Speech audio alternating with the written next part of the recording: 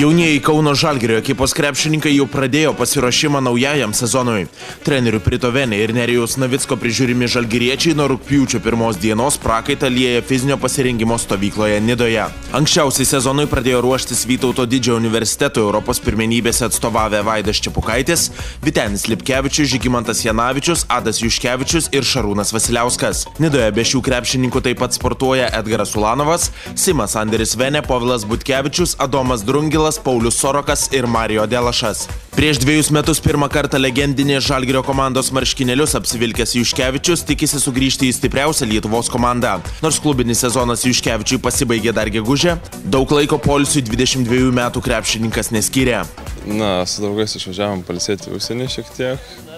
Paskui buvau visą mėnesį, kaip sakant, namuose, leidau laiką su tėvais ir viskas tiesiog. Paskui buvo su studentais vadovų, išvažiavom Europos čempionatą ir tokia mano ta vasara, dabar vėl ruošiamės.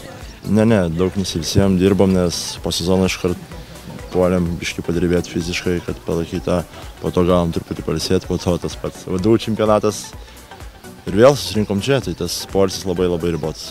Kuršių Nerijos miškais ir pajūriu bėgiojantis jaunieji žalgiriečiai 10 dienų trūkstančioje fizinio pasirengimo stovykloje tikisi padėti tvirtą pagrindą artėjančiam sezonui. Daug dirbame fiziniam pasiruošimui, tiesiog dedam rimtą pagrindą sezonui ir būna treniruotės tiek lauke, tiek salėje, tiek štanginėje, taip kad sportuojame visose srityse. Treneriai negaili, sako, susirinkom, žinom, ko atvažiavom dirbti, ruošiamės ištvermiai, bėgam daug kalną, bet viskas gerai. Savi žmonės, draugai, viskas labai smagu, dirbam ir tiek.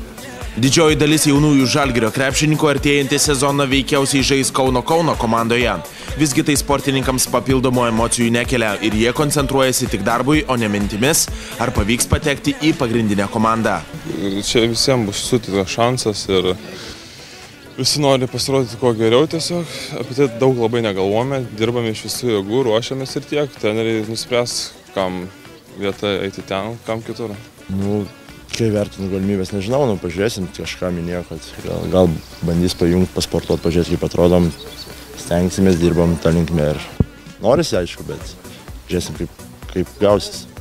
Bene geriausią sezoną karjeroje sužaidęs Juškevičius garantavo, kad net ir nepatekęs į Žalgirį jis nesikels į užsienį, o galbūt sugrįš į Prienus.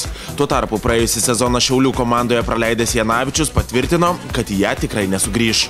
Manau, tai būtų geras variantas, visgi Europos taurėje žaidžiam, tai būtų vienas iš variantų. Ar teko su klubo vadovais kalbėti? Kalbamės visą vasarą, palaikom ryšiais, vis tiek išliko geri santykiai, taip kad nenutraukiam jų. Aš nežinau, Šiauliai puikiai susistiprino, man tas irgi sezonas toks buvo kaip toks banguotas, norėjusi geriau, blogiau ten, bet su Šiauliais man atrodo ne. Nuo rugpjūčio 15 dienos prie komandos Kaune prisijungs Artūras Milaknis, Tadas Klimavičius, Mindaugas Kuzminskas bei sekmadienio vakarą į laikinąją sostinę sugrįžęs Omaras Samhanas. Vytautas Mikaitis, Karolis Dobrovolskas, Basket News LT.